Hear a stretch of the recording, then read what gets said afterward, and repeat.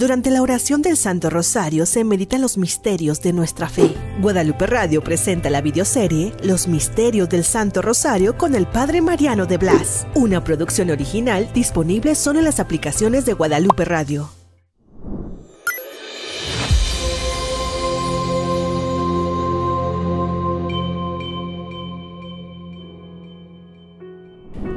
Los misterios luminosos fueron añadidos por San Juan Pablo II a las otras 3 series de misterios que tiene el Rosario. Vio la necesidad de hacerlo para hacer un complemento perfecto de la vida de Jesús. El primer misterio luminoso es el bautismo de Jesús en el Jordán. Ya saben que Juan Bautista, como precursor, pues estaba preparando a las personas para la llegada del Mesías, y las preparaba de esa manera.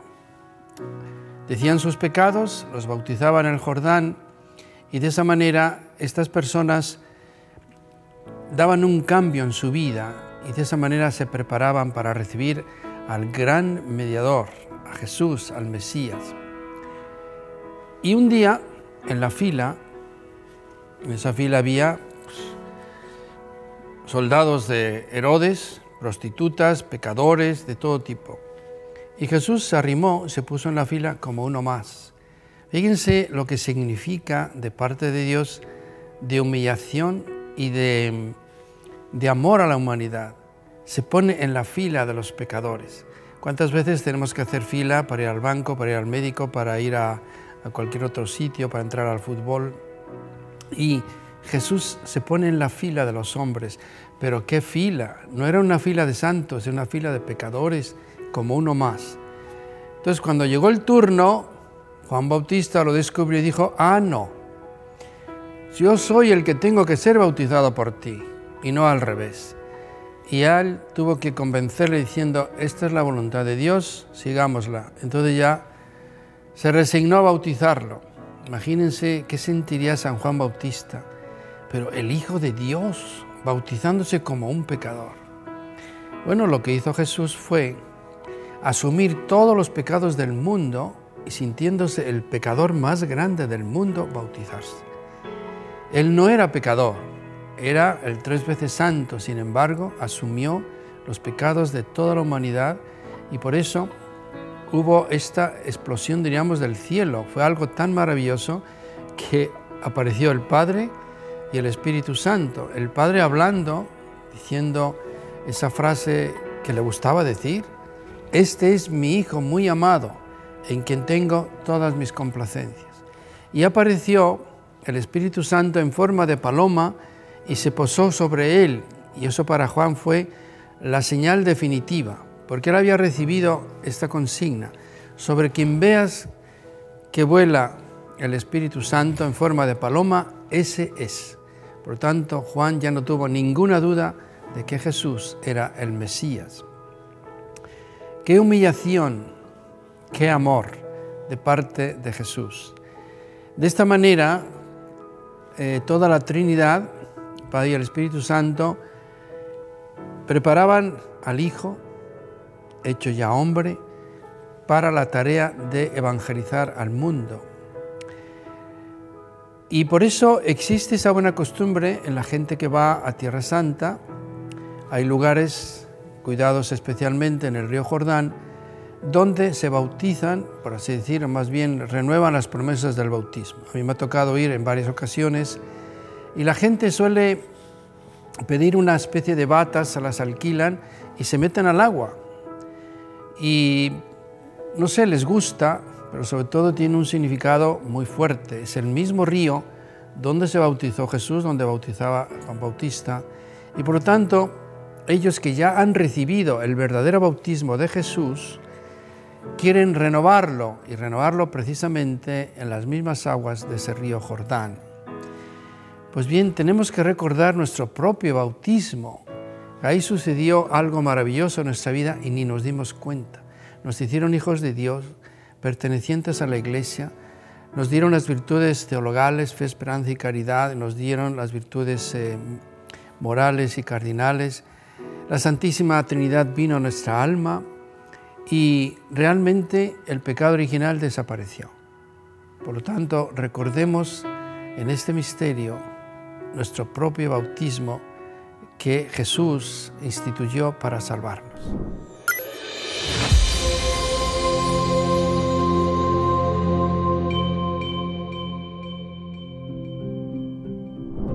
El segundo misterio de la luz es la autorrevelación de Jesús en las bodas de Caná.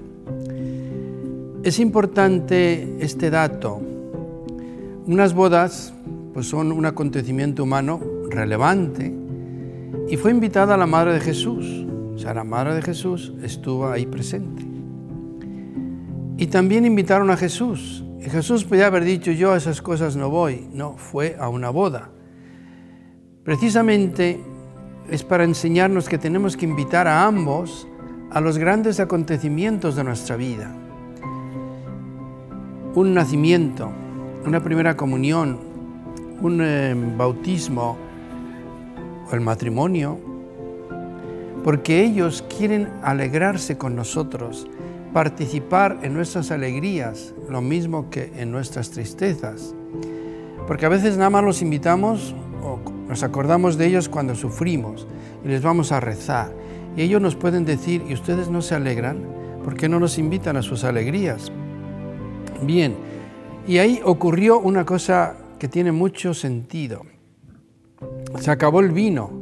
Claro, invitaron a Jesús, pero Jesús traía 12 detrás. 12 hombres, y donde en una fiesta no hay vino, y estando los hombres se acaba la fiesta. Por lo tanto, ahí se aguó la fiesta, como se dice, ¿no? Y los pobres meseros que estaban ahí pues fueron a avisar al mayordomo. Se acabó el vino, estaban asustados. Y la Virgen María, que no tenía vela en el entierro, sin embargo, se dio cuenta y quiso poner solución. ¿Y cuál fue la solución? Se acerca a Jesús discretamente, no tienen vino, como diciendo, haz algo, haz algún milagro.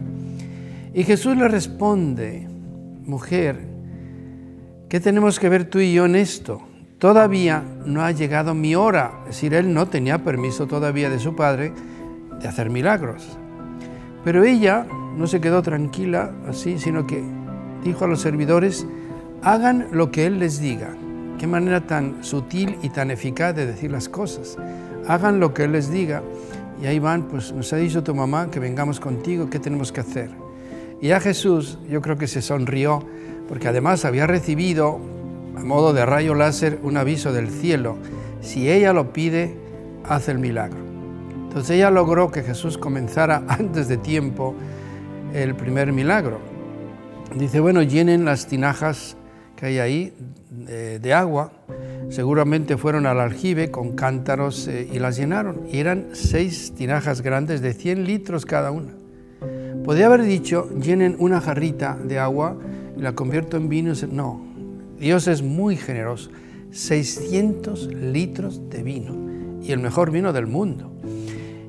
Y lleven al maestresala, pues ellos tomaron algo de agua y lo llevaron, y mientras lo llevaban, seguramente miraban y dice, ¿qué estoy viendo? Cambió de color, es vino, y se lo lleva al maestresala, que no estaba como sin darse cuenta de lo que sucedía, y dicen, oye, esto es un vino especial, y le dice él al novio que estaba embelesado, tú has hecho las cosas al revés en las fiestas. Primero se da el buen vino para que lo disfruten los hombres y la gente, y tú has hecho al revés, das primero el malo y luego les das el mejor. Entonces, ¿cómo está eso? Y el novio decía, ¿yo qué? ¿Yo qué? Y mientras tanto empezó la habladuría, empezaron los chismes. No, pues que Jesús, que dijo que era agua, que vino, el mejor vino del mundo, se bebió en Caná de Galilea. Y tenemos que aprender esta lección, tenemos que aprender esta gran lección. Haced lo que Él os diga. Eso es lo que nos dice nuestra Madre, a ti, a mí, a todos, haced lo que Él os diga. Y luego otra cosa muy importante, dice el evangelista Juan, fue el primer milagro que hizo Jesús y los discípulos creyeron en Él. ¿Por qué? Por ella, para que vean la importancia que tiene la Madre de Jesús en la vida de todos nosotros.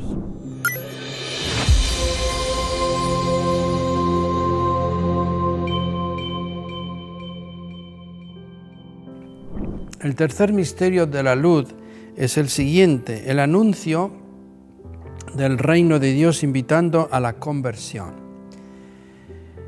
¿Cuánto tiempo estuvo esperando el Mesías para decir estas palabras? Porque venía a hablar, a dar un mensaje a los hombres, y sin embargo, su Padre Celestial le hizo estar callado durante 30 años, como si fuera una persona normal. Tanto así, fue tal la discreción de él y de sus padres, que nadie se enteró en Nazaret de que él era el Mesías, el Hijo de Dios. 30 años viviendo con ellos, tratando con ellos, y ni idea. Y por eso, cuando dice esas palabras, hay que tener en cuenta que son como el resumen de todo lo que iría diciendo después. Y estas palabras son: está llegando el reino de Dios, arrepentíos y creed en el Evangelio. Dos cosas. Una es el cambio de vida, el arrepentimiento, el pedir perdón de cómo se ha vivido, no estar de acuerdo con ese estilo de vivir. Y la segunda parte, y creed en el Evangelio. Estas palabras las pronunció Jesús hace más de 2000 años, pero las sigue pronunciando hoy, porque esas palabras son tan necesarias y tan actuales como entonces. Por lo tanto, las tenemos que oír y ponerlas en práctica. Y la primera es arrepentíos, es decir, cambiar de vida, convertíos, tomar el buen camino, dejar el camino ancho que lleva a la perdición. Y después de eso, creed en el Evangelio. El Evangelio, hoy está escrito, Él lo pronunció y por lo tanto aquellas personas lo escucharon. Pero nosotros nos hemos enterado de ese mismo Evangelio a través de los escritos de los 4 evangelistas. Y ahora te pregunto, ¿tú has tomado en serio ese asunto de la conversión? ¿O crees que tú ya estás convertido, que ya eres santo, que ya eres bueno y que no tienes que hacer ningún cambio en tu vida? La conversión la necesitamos hacer todos los días de nuestra vida, porque todos los días pecamos, todos los días cometemos injusticias, faltas de caridad, etc. Y creed en el Evangelio. Bueno, yo me atrevo a suponer que tienes una Biblia en tu casa, pero no muy bonita y muy adornadita, que no la has abierto nunca. Un libro que no se lee es un libro inútil, pero si ese libro es la palabra de Dios y no lo abres, ¿qué significa? ¿No te has enterado? ¿No has leído la carta más hermosa de amor que Dios te ha enviado a ti? Por lo tanto, yo me atrevo a suponer que tú lees esa palabra de Dios y que tratas de ponerla en práctica. Y si vas a misa los domingos, que eso espero, pues escucharás siempre una pequeña homilía de un pasaje de ese Evangelio donde te dicen lo que tienes que hacer o lo que tienes que evitar.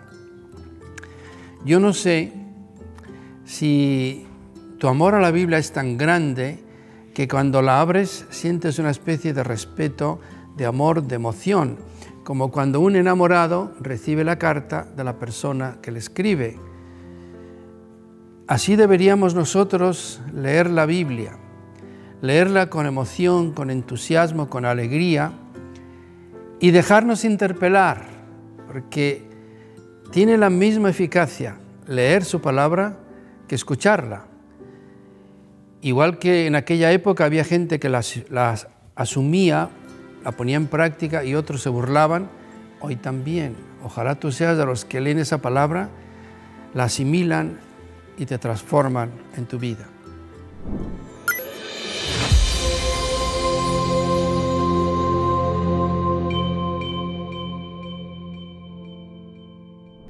El cuarto misterio de la luz es la transfiguración de nuestro Señor en el monte Tabor. Es impresionante haber estado ahí porque se percibe todavía la voz del Padre Celestial, la presencia de Jesús, de Moisés y de Elías. O sea, uno se deja impactar por esa experiencia narrada en los Evangelios. Resulta que Jesús subió con sus 3 discípulos predilectos, con Pedro, Juan y Santiago, y se transfiguró ante ellos, es decir, apareció como Dios. Y eso los dejó aturdidos, asustados. Los envolvió después una nube y de la nube salió una voz que decía: «Este es mi Hijo amado, escúchenlo». Entonces los apóstoles quedaron asustados, llenos de miedo. Imagínense, ver a Elías, ver a Moisés con Jesús, ver a Jesús transfigurado, con toda la luminosidad de sus vestidos blancos como la nieve resplandecientes, y escuchar la voz del Padre Celestial. Imagínense el susto, la emoción que tuvieron los 3 apóstoles. Y San Pedro, sin saber yo creo que lo que decía, le dijo a Jesús: hagamos aquí 3 tiendas. O sea, qué bien se está aquí, eso es. Hagamos 3 tiendas, una para ti, otra para Moisés y otra para Elías. Y dice el Evangelio sin saber lo que decía. Pero en el fondo sí estaba diciendo algo interesante. Aquí se está en el cielo, pues aquí se está muy bien, hagamos 3 tiendas, ya estaba fraccionando el monte Tabor. Y esta experiencia de Jesús, ¿por qué la hizo? Porque iba a venir después la terrible experiencia de la pasión y de la muerte, que los iba a desanimar terriblemente. Entonces quería que quedara muy claro quién era Él y que no era nada más aquel que iba a morir crucificado y despreciado y abandonado de todos, que seguía siendo Dios. Y aparece al lado de el redactor de la ley, Moisés, y Elías como jefe, diríamos, de los profetas o uno de ellos.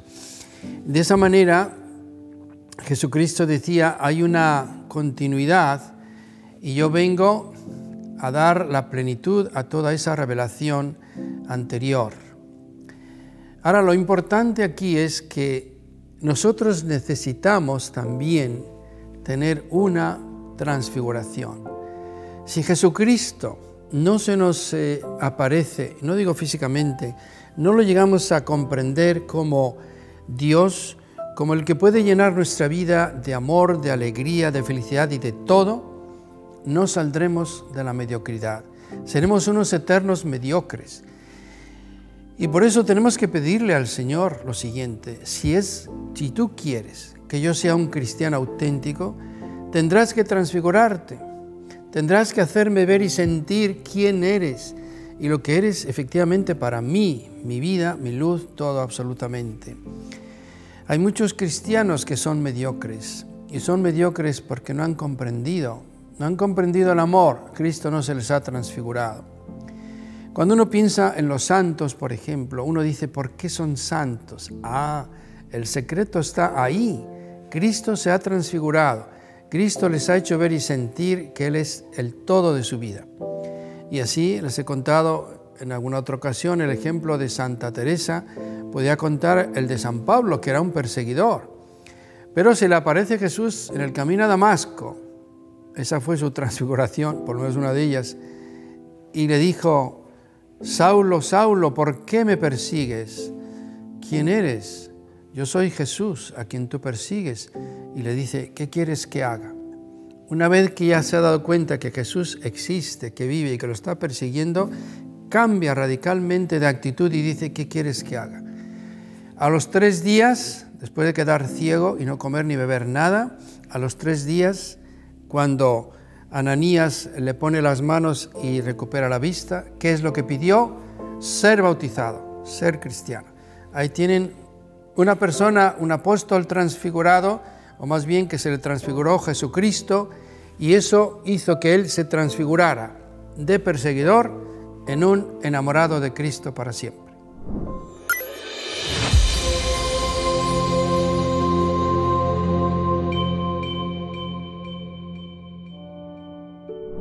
El quinto misterio de la luz es la institución de la Eucaristía.